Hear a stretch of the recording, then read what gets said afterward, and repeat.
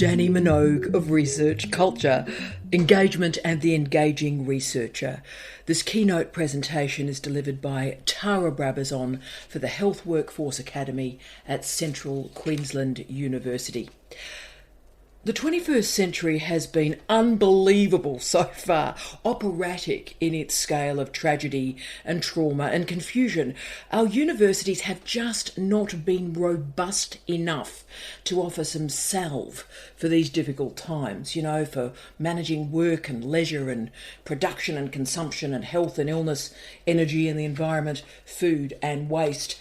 We live in times of post-expertise, and in such times, how do we create change? How do we, as researchers, whether we're talking about our wonderful PhD students through to our senior professors, how do we continue to research and believe in that research while finding ways to make ideas move and make them move with meaning and clarity and authenticity and accountability? Put another way, how do we create change through research? This is living research, emerging in living places. It works through and with difference rather than removing or marginalising difference. It is sensitive. It is careful in the configuration of methodology. It is careful when configuring ethical and practical consequences. Engagement operates in the long term. It is future focused. It recognises the importance of epistemology, that all knowledge, all modes of inquiry are framed by power and powerful practices. So today in this keynote, I want to look at a word that lives in the shadows of research. With all the focus on research impact, there is far less consideration granted to her more interesting and provocative sister. Engagement is the Dannii Minogue of research, and of course impact is very much our Kylie. But Dannii dances and sings so much better than her sister, and yet is left judging the Australian Masked Singer. So today we are going to release this Dannii Minogue concept into the light. Let's talk about engagement, how it is defined, and how it can help all of us solidify the meaning in our research and help us think about how that research travels. So we have two parts in this session today. Firstly, engagement, its potentials, challenges and trajectories. And the second part is multi-literacies and the engaged, organic intellectual. Let's start with part one, engagement, its potential, challenges and trajectories. Too often we use engagement and impact like Morecambe and Wise, bread and butter, and actually they're very different. Where they align, I think, is that engagement and impact are part of a desire to measure research. Demonstrating impact is now a taken-for-granted phrase in research policy in just about all of our universities. At its most basic, impact tracks the quality of research, but it requires the choice of a topic that is practical rather than esoteric or ephemeral. But of course, practical or esoteric are in the eyes of the beholder. But the impact narrative activates some proxies, inelegant proxies I would argue, but proxies for quality. And they look at how this quality research is used in industry, often narrowly defined, and in government, seemingly narrowly defined. Often we impact narratives and evidence is used to track the use of research from a researcher to an end user, noting the complexity with all these terms. While research metrics look for impact as a result of, say, a few years, actually proper impact can be evaluated over decades, and short-termism can certainly be misleading. Engagement is different, though. Engagement has its core meaning from French, of course, gage, meaning a pledge. It is a commitment that is witnessed by others. It is an agreed relationship. It is a relationship, it is a pledge, and this pledge has a goal of strengthening social relationships. So this is where the word engaged comes from, indeed as a step before being married. It's a promise or a pledge, but it also signifies an attachment, a meshing, an attachment between two parties. Engaged research is oriented towards others. Engaged research increases the value of that research by validating networks that connect and networks that overlap.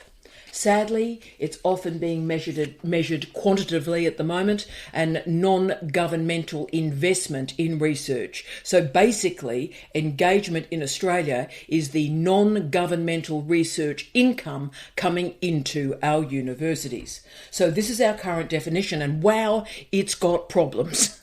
It focuses on input, money in, rather than output, ideas out.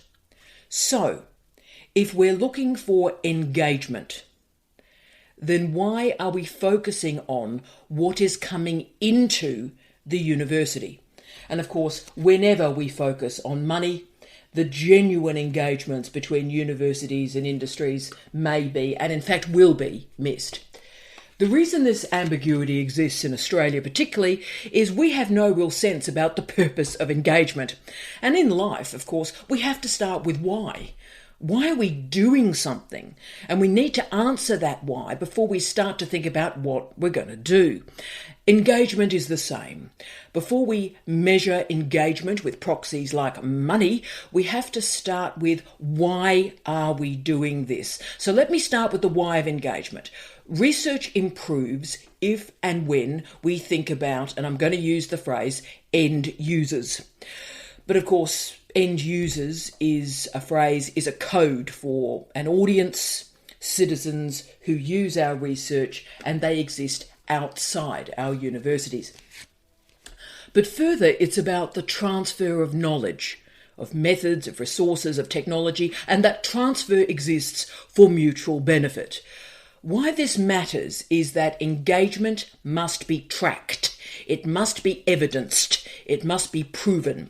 Therefore, it is really a great idea, and we've got a lot of PhD students who will be listening to this keynote. It's very important, I think, to think right in the middle of a PhD program to start to gather information about how and why your research moves and how it moves beyond a university, and start to think about that phrase, mutual benefit.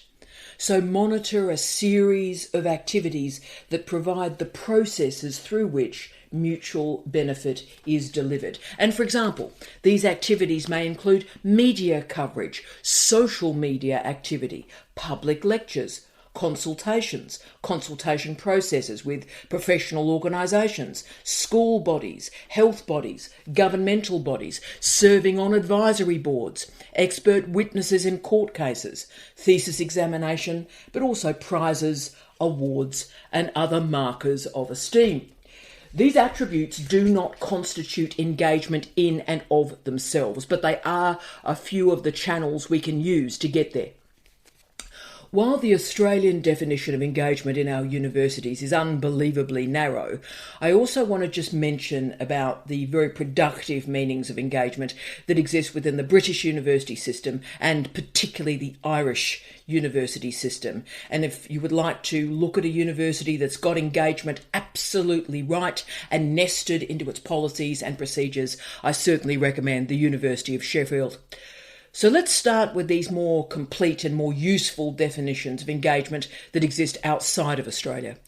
Engagement activities can lead to impact, but they may not. Engagement activities can involve, and often do involve, methodological innovations. Engagement activities take research and areas of expertise and work with it. Work with that expertise, with audiences, with partners, so it transforms. So importantly, engagement is not dissemination. It is not the dissemination of results at the conclusion of a project. Engagement is used all the way through the project to shape and to direct the research. Now, this is a great definition. This is, if I can borrow and change Robert Greenleaf's work on leadership, this is servant research. So, for example, say we're working with a regional tourism authority. We co-create a research design. We have a determination of what matters. What is the shared goal here? And then we have methodologies where there are iterations of results and feedback and co-creation moving continually between the university academic and the tourist authority. So this is a version of engagement.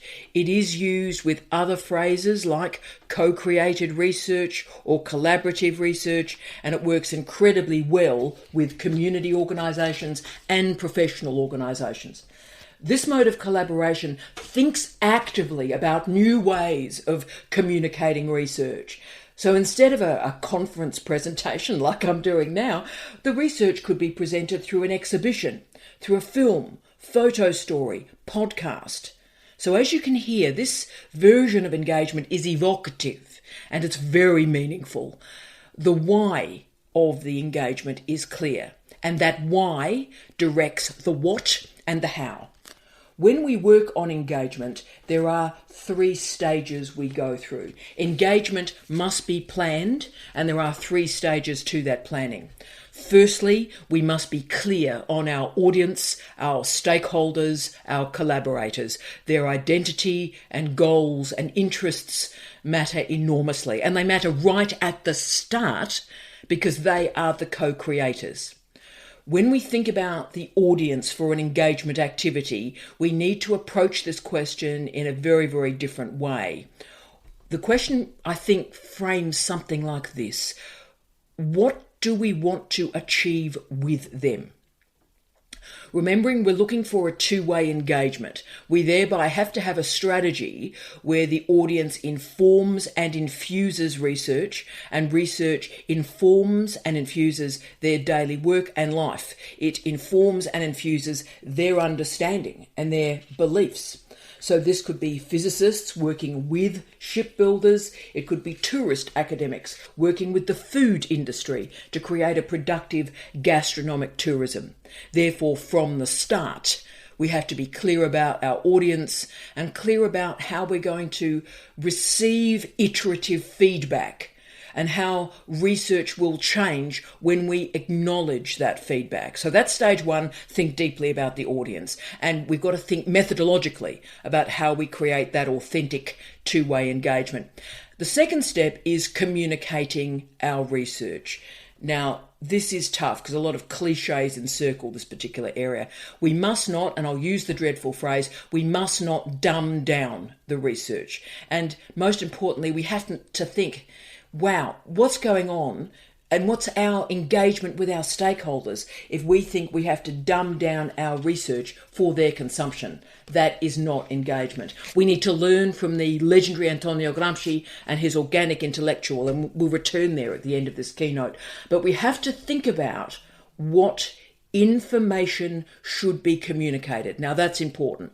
What information should be communicated? What subject matter background is necessary? You could call it disciplinary literacy if you like. So information must be presented so that an audience is literate in the key ideas and feels able to and excited by the capacity to contribute. If an audience is engaged with the research from the beginning to the end, then they will share our findings and embed it in their own life and make change. Okay, so stage 1 was configuring the audience. Stage 2, communicating that research. Stage 3, demonstrating change. Engagement is not about assumptions. We require clear evidence to demonstrate the change. And the way we do that is we ask for feedback. So what is engagement? Engagement requires evaluation. We evaluate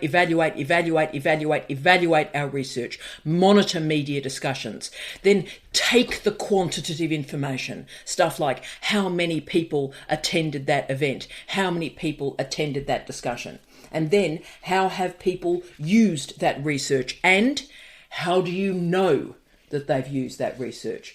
What we have to do, and this is so challenging but so fabulous, what we have to do is ask the right questions of our audience and empower them to give us meaningful answers. So engagement is a moment of reflection for all researchers. If we take engagement seriously, then we lose stuff. We lose sole control of our research. We are not the holders of truth and all expertise. We are here to serve. We are accountable for our research, and we are accountable to enable the change that we want to see. We can see the value of this mode of engagement when recognising Indigenous worldviews, the decolonising project, or indeed the myriad feminist projects. Put another way, we have to be the change we want to see. And how do we do that? We recognise the diversity of views, the value of dialogue, we are humble, and we listen. That is the positive reading of the engagement concept. And yes, there are critiques. Benson Oppenheim in 2015 offered a much more negative critique. They described engagement as, quote, commodification of academic labour, end of quote. That is, they argued that engagement is moving us away from academic freedom. Now, they may be correct there, but of course that's dependent on how we as scholars define that freedom. For me, engagement is sourced from the idea that if people's lives are to be changed by research, then they have a right to be involved in that research. So when enacting research planning and design, we activate participatory methods. We use words like dialogue, consultation, collaboration, involvement, empowerment. These engagement methods focus on co-design, debate, attention to definitions, and thinking actively and collectively about the benefits and the consequences of research, with attention to monitoring the project all the way through the project. So this is inspirational, but it is also transformative of research and transformative of us as researchers. Therefore, in the second part of my presentation today, I want to explore what we can all do today to change our thinking and render our research more porous so that we can start to take the first steps to engagement. My second section is titled Multi-literacy and the Engaged Organic Intellectual. Multi-literacies is a word that gained a lot of currency at the turn of the century after Mary Kalantzis and Bill Cope published a book titled Literacies and then Multi-literacies based on the work of the New London Group from 1996. This book created the Multi-literacies project, moving beyond the traditional theories of literacy as singular, learning to write and learning to read, and they probed the plurality of literacies. The Multi-literacies project recognised that particularly since digitised media entered popular culture, most of our communications are multimodal. Our written texts are aligned with the visual, the spatial, the tactile, the audio, the oral, the gestural, different modes of meaning.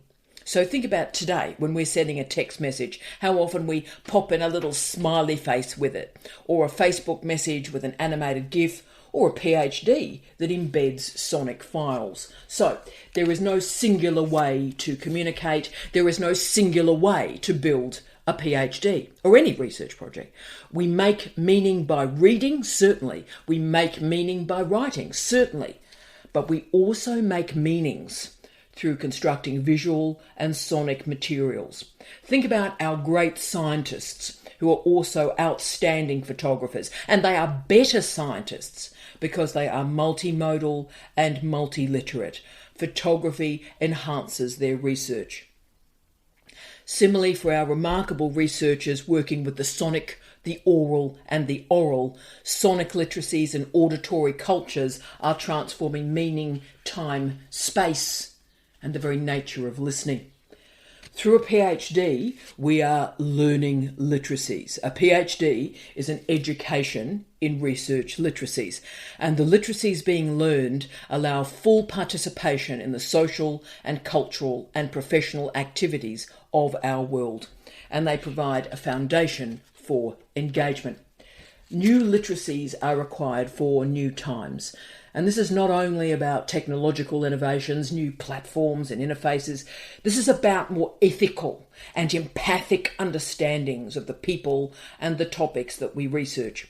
We as researchers, we are here to serve our society, not to appropriate the words and the views of others for our research questions, for our research aims.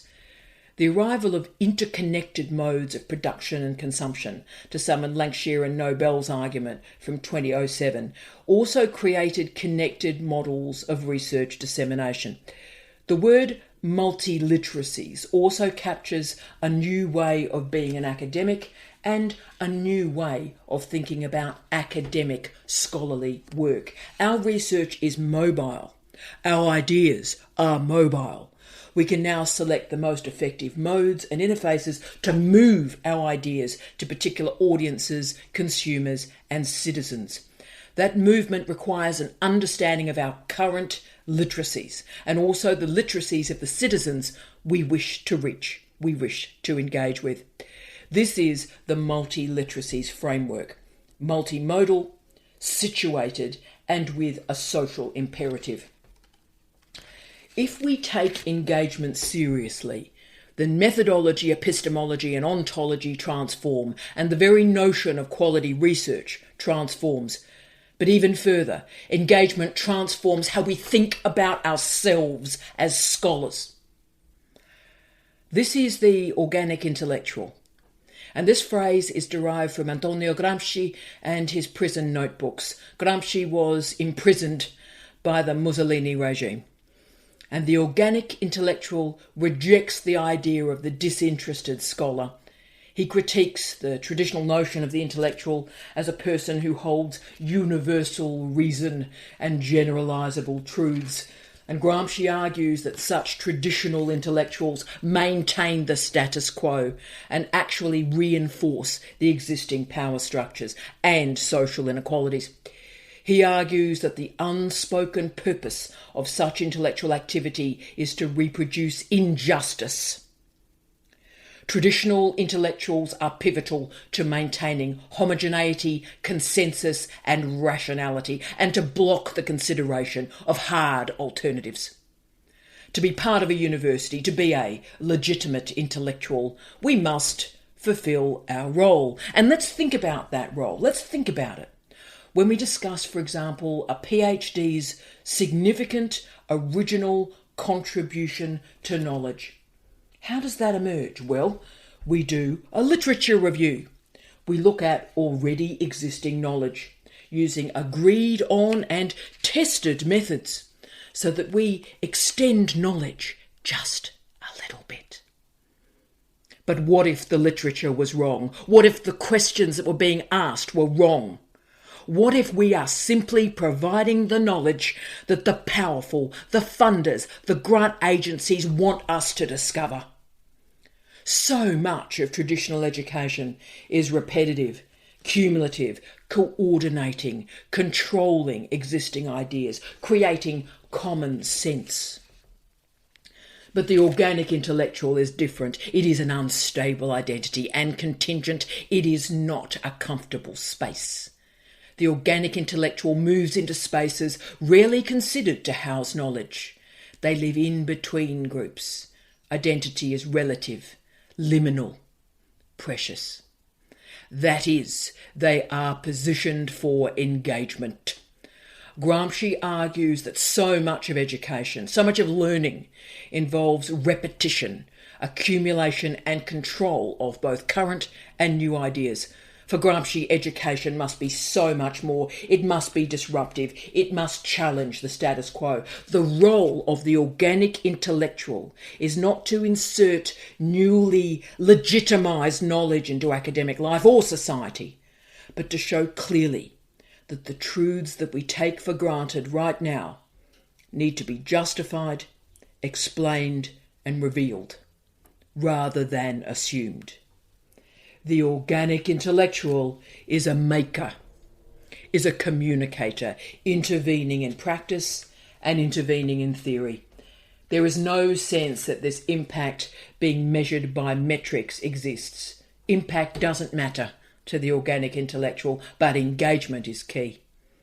The organic intellectual suspends common sense and reveals the provisional nature of the truths, the rules, the theories, the histories that we take for granted.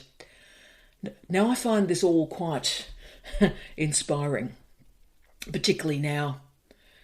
We are living through some truly weird, unfortunate, problematic and worrying contexts surrounding our universities.